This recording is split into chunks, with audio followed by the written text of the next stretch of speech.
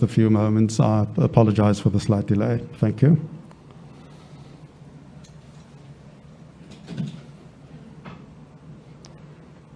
Informs the necessary to rights and transfer.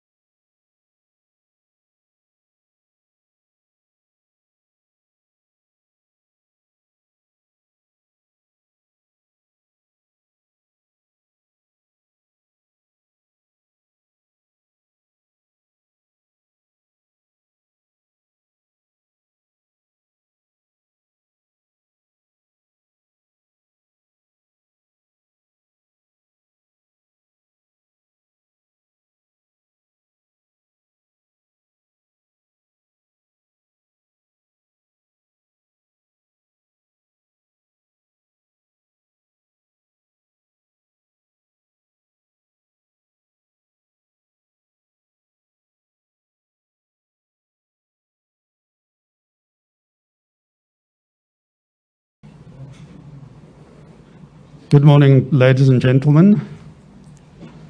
My name is Cyril, and I've been asked to facilitate this morning's session. I'd like to start by welcoming our President, Cyril Ramaphosa, to the Port of Cape Town, where he's had an opportunity to visit the port, see its operations, hear about its challenges, and also hear about its future. But the President has joined us today to make an announcement on South African ports and their role in the efficiency, very broadly, of our economy. So before we get into the Q&A, Mr. President, I'm going to invite you to the podium to make the announcement, and thereafter I will introduce the delegation who's joined you on this occasion, and we will then go to our colleagues in the media. I think I've seen about 23 participants who will be putting questions to you in the panel. So welcome, Mr. President. I'm waiting for my iPad. Somebody stole my iPad. Somebody decided that they want to dispossess me of my iPad. So I want that. Can I have my iPad, please? So they stole it.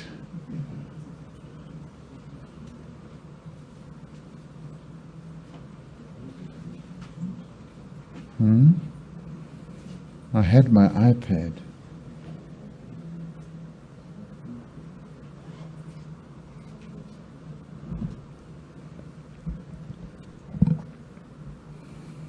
So where do you know where they took my iPad to?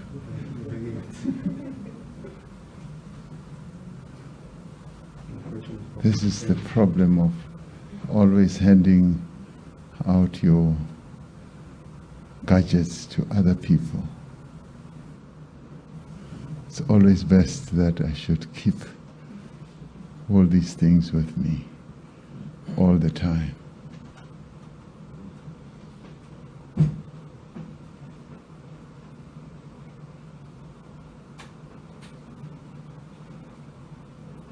I had my iPad.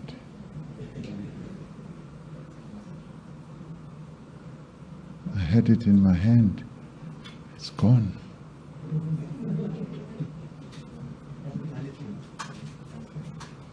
They've lost it, it seems.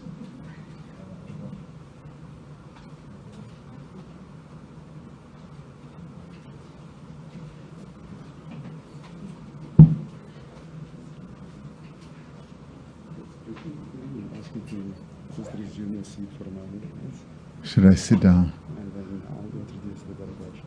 Okay.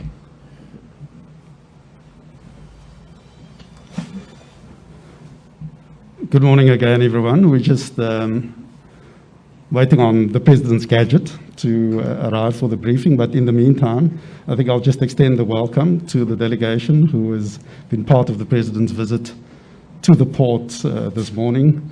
Minister of Transport, Fikile Mbalula, you're very welcome. Mr. David Mania, the Western Cape Minister for Finance and Economic Opportunities.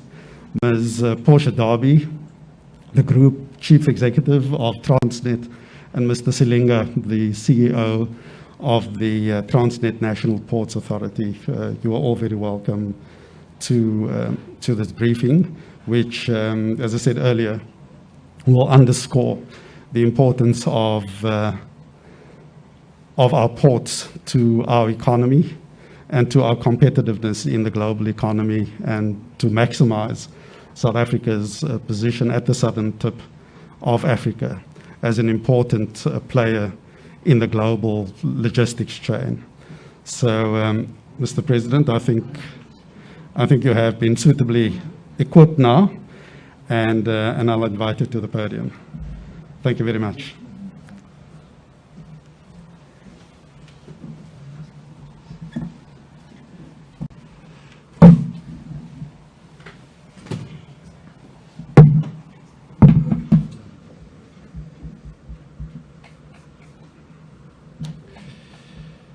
Okay.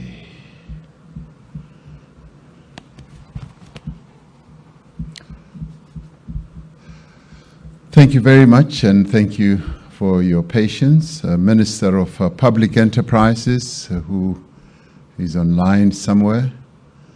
Minister of Transport, Minister Fikile Mbalula. The Premier of the Western Cape has had to leave to go to other issues, but we've got the MEC here, Mr. David Menier, who used to be in Parliament, whose debates I used to enjoy most, and he's abandoned Parliament. I wish he could come back.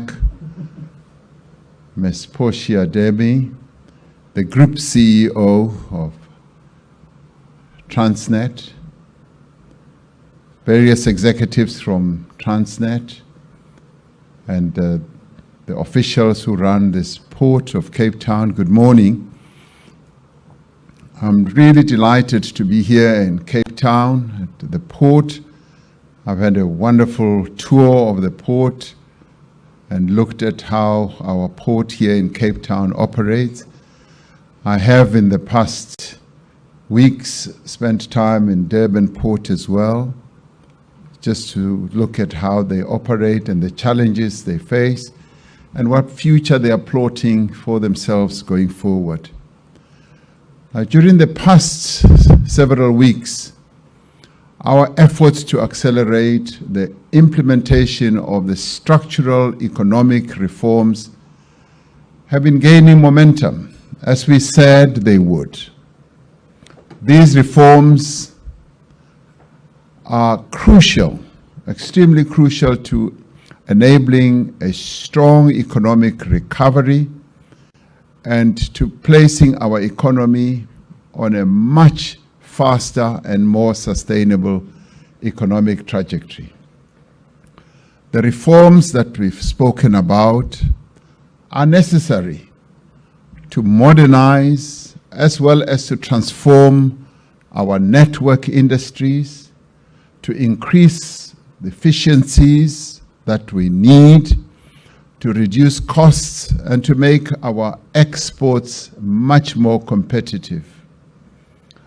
Most importantly, these reforms are necessary to accelerate the creation of jobs. It is for this reason that we are focused on reforms in electricity, in water, in digital communications, and in transport, as well as reforms of our visa regime. Today, we are announcing another major step forward in our reform agenda, which will have a significant impact on our port system. South Africa's ports are vital to the trade of the country with the rest of the world, and they play a crucial role both in our own economy and that of the wider Southern African region, SADC. There are therefore massive benefits to be realized from reliable, efficient, and competitive ports. The Port of Cape Town is strategically located on one of the busiest international shipping routes and is our second largest container port by volume after Durban. It is particularly important for the export of our fresh food as well as wine. If the port functions efficiently, the economy of the Western Cape, and indeed the economy of the entire country, benefits. If port services are inefficient and costly, or if imports and exports are delayed, the economy suffers. In recent years, the performance of our ports has declined, particularly in comparison with other ports on the continent and around the world. This has had a significant impact on our exports, rendering South African products less competitive and increasing the cost of goods for every South African. We have set out to reverse this decline in performance, and to position our ports as world-class facilities that can enable our economic growth. And we do have the capacity and the capability to be world-class. The board of Transnet and the new management team have done extremely well to stabilize our state-owned enterprise company, Transnet. They've developed a world-class strategy and undertake actions to promote investment and improve performance at our ports. This is an important part of the economic reconstruction and recovery plan that we developed together with our social partners, they being business, labor, and communities. The weak performance of our ports is the result of structural challenges in our logistics system and operational inefficiencies. It is for this reason that we are today announcing the establishment of the Transnet National Ports Authority as an independent subsidiary of Transnet in line with the National Ports Act of 2005. This will mean the establishment of an independent National Ports Authority, which will be a wholly owned subsidiary of Transnet with its own board appointed by the minister. An essential part of addressing the challenges in our ports is to create a clear separation between the roles of the infrastructure owner, which is the Transnet National Ports Authority, and the terminal operator, which is the Transnet Port Terminals. These are different roles, and they need to be separated so that we can extract the efficiencies and the greater capability that can ensue from this separation. The functional and legal separation of these roles, which are currently operating divisions of the same company, will enable each to be fulfilled more independently and with greater efficiency and capability. In particular, it will mean that revenues that are generated by the ports can be invested in port infrastructure, both for the replacement of old equipment and for the upgrading and expansion of our ports. The creation of a separate subsidiary will allow the Ports Authority to make its own investment decisions and will ensure that it treats all terminal operators fairly and equally in the interests of all port users.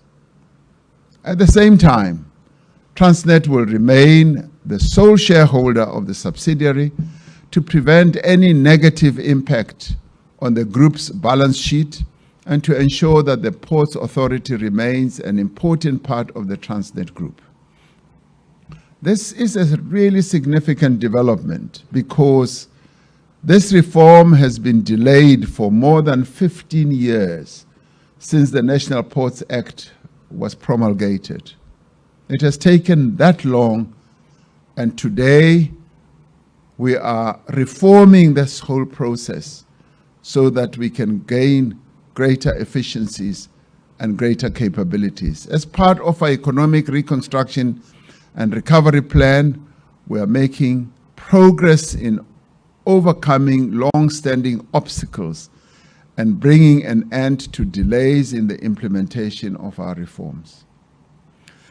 Together with the restructuring of Eskom, this is part of our ongoing effort to reposition as well as to transform our state-owned enterprises so that they can be profitable, sustainable, and competitive, and can play a developmental role in our economy, and so that they can also be profitable.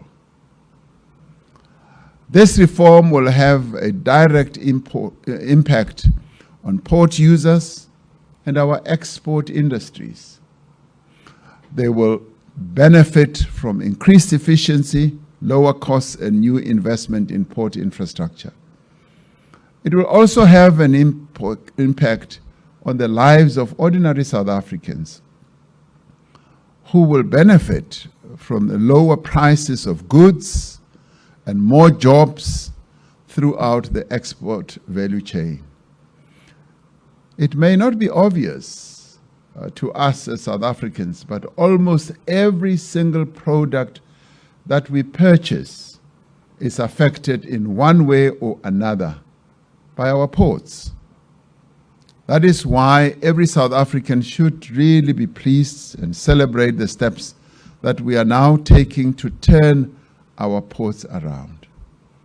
The changes that we are announcing today cannot be separated from the ongoing work to improve efficiency and also to invest in infrastructure in our ports.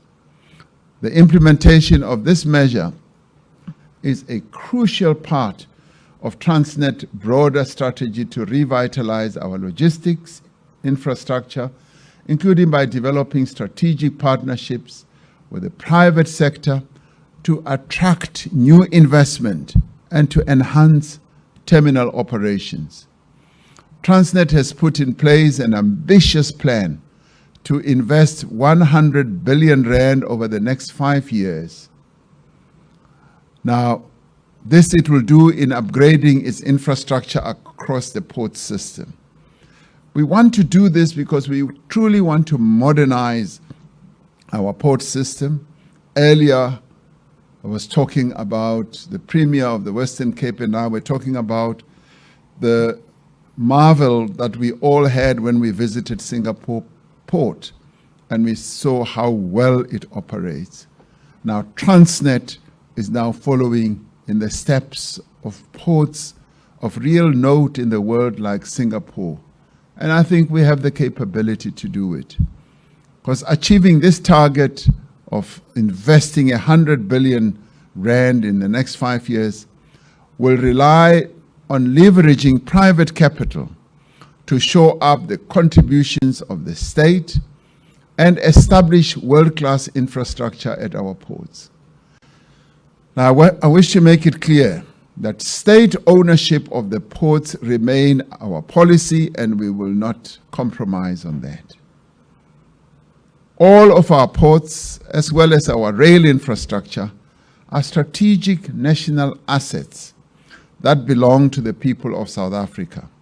That is why the National Ports Authority and its assets will remain in the ownership of the state. Simply put, they will remain in the ownership of the people of South Africa. Where the private sector can and should play a role is in partnering with the state to improve terminal operations and to invest in new infrastructure, as is already the case in several of our bulk cargo terminals. There will be no job losses as a result of the creation of the new subsidiary. Only greater efficiency and more investment will follow. To implement this reform, Minister of Public Enterprises will appoint an interim board by the 30th of June to oversee the establishment of the new subsidiary, ensuring that this process is concluded as quickly as possible. We will ensure that an inclusive consultative process is undertaken throughout this process so that all key stakeholders are involved. Transnet will continue its work to improve operational performance by introducing new technology, maintaining and replacing old equipment, upskilling its workforce, and ensuring that it has the right expertise in place. And I have been impressed by the dedication and the effectiveness of the new management team that's led by Portia Debbie, which has worked tirelessly to reverse the damage done in the past by state capture and to put the company on a new footing. I'm confident that this team, with the support of the Department of Public Enterprises and Transport, has the necessary experience and the skill to accomplish this task. And I'm convinced that the establishment of an independent National Ports Authority will mark the beginning of a new era for South African ports. Like each of the structural reforms that we are implementing, this announcement was preceded by many months of intensive work by the Department of Public Enterprises, the Department of Transport, and Transnet itself. And this has been done most effectively as well. I would like to thank Minister Pravin Gordhan, Minister Fikile Mbalula, the Transnet CEO, and their teams for taking this bold step forward in establishing a world-class, modern, and competitive logistics system. I'd like to believe that we are now on the move. As we announce more and more reforms, we are repositioning our economy. We are moving forward with speed and determination to accelerate structural reforms and achieve a swift and lasting economic recovery. At this point, I'd like to hand over to the Minister of Public Enterprises to elaborate on the steps that we are taking to implement the reforms and other measures to improve the performance of our ports. This is a significant day, and I'm glad that I've been at this port to see how it operates, and it's been a joy to see all the young people, the people who work as either as pilots, to shepherd in the ships, the big ships as they come in, all the people who direct the traffic, and all the people who are planning the future of this port. They know their work, and they are highly motivated, and this is the type of management team that we need in all our state-owned enterprises. And today I'm elated, and I leave Cape Town after this announcement knowing that we are on the right path. And thank you, all of you. Thank you.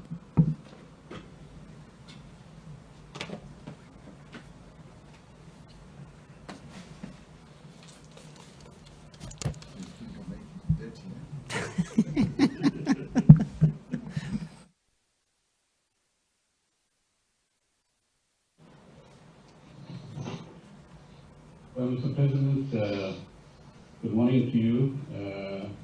And I was too scared of the weather in Cape Town to join you, so forgive me for that. My greetings also to my colleague, Mr. Mbalula, and to an old colleague in Parliament, as you said, David Mania from the Western Cape, and Ms. Dalby and her team, and other officials from the Department of Public Enterprises and Transport. If I can just elaborate on a few points that we've made, Mr. President. The first is the process that we're going to follow to establish the National Ports Authority as a completely owned subsidiary of Transnet as a group. The first step, of course, is to make us to receive a Section 54, Section 54 of the TSMA application to ourselves, and then subsequently to the National Treasury at the appropriate time.